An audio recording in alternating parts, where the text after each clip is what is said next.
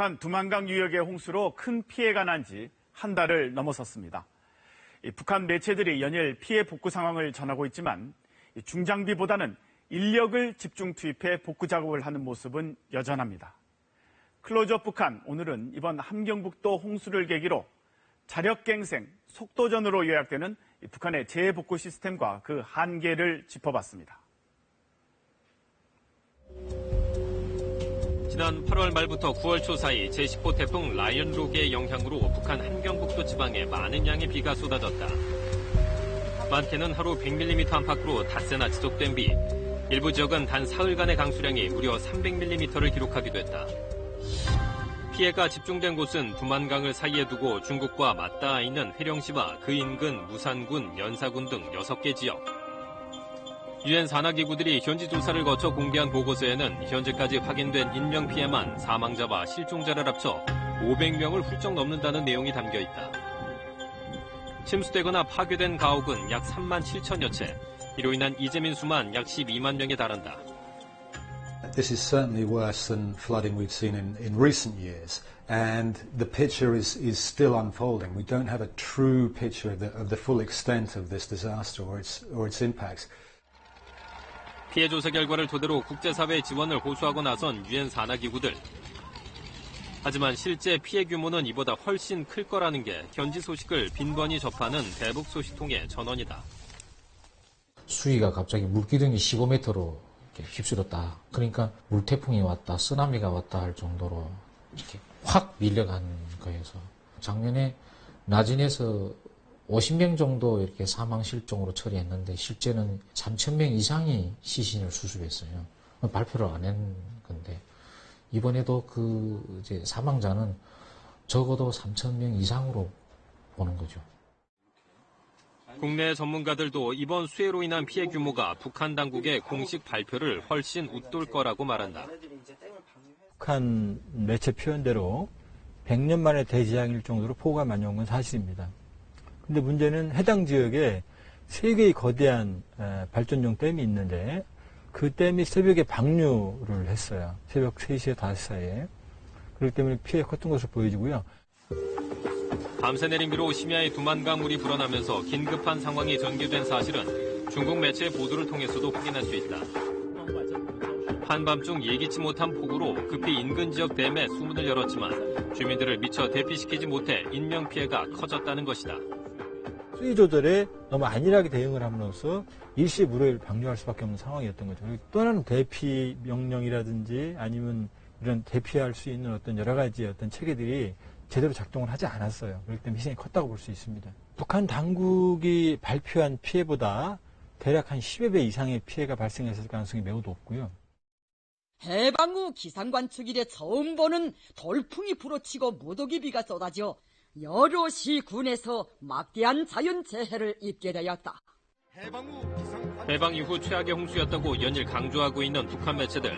하지만 실제로는 자연재해가 아닌 인재, 즉 사람의 잘못이 피해를 더 키웠다는 분석이다. 한 달이 훌쩍 지난 지금 수해복구 작업은 어떤 식으로 진행되고 있을까? 지난달 말 두만강변의 복중 접경 지역을 KBS 취재진이 직접 둘러봤다. 주민들의 탈북과 밀수를 막기 위해 쳐놓은 철조망은 대부분 유실됐고 국경 경비대의 초소도 상당수가 파괴됐다. 수만 명의 이재민이 발생한 함경북도 무산시. 상당수 가옥들이 홍수에 밀려온 흙더미에 부서진 채 파묻혀 있다. 지원 나간 사람들 이야기로는 북한 군인들 시신 세금과 내고 주웠다고 저 남편 그쪽에서 주웠다고 그러더라고요. 요란한 선동가요를 들으며 복구 작업에 한창인 주민들은 변변한 장비도 없이 사실상 맨손으로 작업을 하고 있다. 살림집 복구보다 군 막사와 유실된 철도 보수에 우선 동원된다. 탈진한 듯 아예 모래밭에 들어놓은 군인들의 모습도 눈에 띈다. 북한 당국은 지난달 10일 당원들과 인민군 장병, 인민들에게 보내는 호소문을 발표했다. 오늘 200일 전투의 주타격 방향 최전방은 북부 피해 복구 전선이다. 우리 당은 완공을 눈앞에 둔 여명거리 건설도 중지하고 여기에 집중하였던 일체 건설 역량과 설비 자재를 북부전선에 돌리는 조치부터 취하였다. 북한 당국은 여명거리 건설자를 포함한 북한군 부대와 돌격대, 주민 10만 명이 수해복구 현장에 투입됐다고 선전하고 있다. 하지만 중장비 없이 인력에만 의존하다 보니 복구는 더디기만 한 상황. 이 때문에 수해복구 현장에서도 어김없이 속도전이 강조된다. 공처럼 하약에 불이 달린 것처럼 단숨의 기상으로 맡은 북부건설 과제 수행에서 말리마 속도를 창조하여야 한다. 김정은이 10월 10일까지 끝내려면 죽든 살든 끝내야 되는 거예요. 뭐 그걸 지키지 못하면 결국 위에 있는 간부들부터 자기 목이 달아나니까 결국 아래 사람들 시켜서 그 속도전이란 결국 그 부실공사를 초래하는 기본 원인이 아니지. 주민들을 독려하는 노랫소리가 수해복구 현장 곳곳에서 울려 퍼지고 있지만 이를 지켜보는 주민들의 표정에는 무단함이 묻어있다. 속도전과 함께 수해복구 현장에 빠지지 않고 등장하는 구호는 이른바 자력갱생. 세멘트하고 철근 같은 건 정수해가 크게 난 지역에는 조금씩은 보내줘요. 근데 그 량이가 한 20%? 20, 30% 정도나 될까? 그 나머지는 그 수해복구를 맡은 단위에서 알아서 자체로 뭐 돈 주고 사든가 뭐 다른 대체 물자를 바꿔오든가 뭐 알아서 해야 되는 것이 그거. 이 때문에 주민들은 공사비 모금과 노동력 동원의 이중고를 겪게 된다. 체계적인 노력 동원을 위해 북한은 주민들을 상대로 준군사 조직에 가까운 돌격대까지 꾸리고 있다. 돌격대는 중학교 졸업생들 가운데 이른바 출신 성분과 신체 조건이 좋지 않은 학생들을 반강제적으로 징집해 구성하는데 안전사고의 위험이 크거나 환경이 열악한 공사 현장에 우선적으로 투입된다고 한다. 시멘트 그 하차 작업이 있었습니다. 남자들은 뭐 일단 더우니까 윗동을 다 벗고 뭐 여자들은 옷을 입고 이렇게 나르는데 이 시멘트가 몸에 다 붙어가지고 뭐 콧구멍과 이렇게 다 붙어가지고 이게 땀과 같이 이렇게 콘크리트가 져요. 이게 정말 그게 제일 괴로웠던 것 같고 가죽이 등까지 뺏겨졌던 게 제일 힘들었던 것 같습니다. 여자들이 대부분 그 생리도 못한다. 너무 힘들어가지고. 이렇게 북한 내 조직된 돌격대의 규모는 약 40만 명 정도. 수해복구 등의 현장엔 우선적으로 공병 등의 군부대와 이 같은 전문 돌격대가 동원되고 모자라면 각 지역이나 공장, 기업소별로 조직되는 돌격대, 가정주부, 학생들까지 투입된다. 작업의 전문성이 떨어지는 것은 당연할 수밖에 없다. 특히 월급은커녕 충분한 식사조차 제공받지 못하는 전문 돌격대는 사실상 현대판 노예와 다름없다고 인권단체들은 말한다.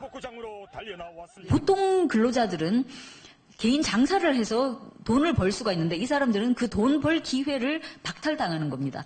이런 기이한 형태의 이 노동 착취 구조가 북한에 아주 체계적으로 자리를 하고 있다는 사실을 주목해야 될 것 같습니다. 북한 주민들은 수해복구 작업에 총동원되고 있지만 총수가 난 지 한 달이 넘게 김정은은 피해 현장을 찾아가지 않고 있다. 도리어 복구 작업이 한창인 지역에 김정일의 대형 동상을 세우는가 하면 식순환에 시달리는 이재민은 아랑곳 없이 최근에는 평양 시민들을 위한 생수공장을 방문하기도 했다. 영락산 샘물공장이 훌륭히 개건됨으로써 소도 시민들에게 샘물을 더 풍족하게 공급해 줄 수 있게 되었다고 하시면서 김정은이 피해 현장을 철저히 외면하는 이유는 어디에 있을까? 지금은 만약에 김정은이가 이제 현지차를 나온다 하더라도 피해 복구 상황의 그 진척도가 너무 이제 더디기 때문에 낼 수 있는 효과가 김정은이 왔다가 효과를 내야 그것이 또 이제 그 치적으로 될 건데 그 부분이 아마도 시점이 지금은 맞지 않거나 아니면 아예 안 올 수도 있다. 왜냐하면 피해 지역이 너무 방대하고 넓고 그 피해량이 크기 때문에 흉흉해진 지역 민심을 고려해 아예 수해 지역을 찾지 않거나 지난해 나선시 수해 지역의 경우처럼 살림집 건설이 거의 다 끝날 무렵 찾아가 수해 복구를 자신의 공으로 돌릴 것으로 전문가들은 보고 있다. 자연보다는 사람의 책임이 훨씬 큰 북한의 수해는 해마다 반복된다고 해도 과언이 아닐 정도로 고질적인 문제다. 나무를 심고 하천을 준설하는 등 근본 대책이 절실하지만 김정은은 자원과 재원을 수도 평양의 전시성 사업과 핵 개발에 쏟아붓고 있다. 극심한 홍수 피해 속에 강행된 북한의 5차 핵실험. 이 때문에 북한에 대한 인도적인 지원에 우리 정부를 비롯한 국제사회가 선뜻 나서지 못하고 있다. 막대한 노력이 소요되는 핵실험과 미사일 개발에는 전력을 다하면서 그 민생을 외면하는 이런 북한의 이중적 행태가 문제다. 또 북한 주민을 위한 지원 물품이 제대로 전달되지 않았다는 사실도 지금껏 여러 경로로 확인돼 왔다. 피해 복구 물자들이 직접 주민한테 가면은 왜 그에 대해서 의문을 제기하겠어요. 주민한테 안 가고 뭐 예를 들어 100개가 간다 그러면 거의 뭐 1개 내지 2개, 10개가 가도 저는 대단하다고 보거든요. 개성공단 도로 복구할 때도 그렇고 삼지연 공항 건설해 준 자재는 하나도 안 갔어요. 다 어디로 갔냐? 그 군사시설 보강하는 데 다 갔습니다. 문제는 북한이 입은 피해가 지금껏 알려진 것보다 훨씬 더 클 가능성이 높다는 점이다. 수해를 당한 함경북도가 곧 영하의 추위로 떨어질 거라는 점도 많은 이들의 마음을 안타깝게 하고 있다. 김정은이 그런 피해도 불구하고 핵개발을 지속하고 있기 때문에 핵개발로 전용이 가능한 대북 인도적 지원은 지금 어려운 상황이고요. 다만 유아용 의약품이나 아니면 긴급 의약품, 그 다음에 긴급 재난구조용 키트나 모포 같은 그런 전용이 거의 어려운 어떤 물품들에 있어서는 인도적 지원을 검토할 필요가 있다고 보입니다. 수마가 핥히고 간 자리에서 이제 추위와 싸워야 할 북한 주민들. 외부 도움의 손길마저 제대로 닿지 못하고 있는 이들의 현실은 김정은 정권이 핵을 포기해야 하는 또 하나의 이유가 되고 있다.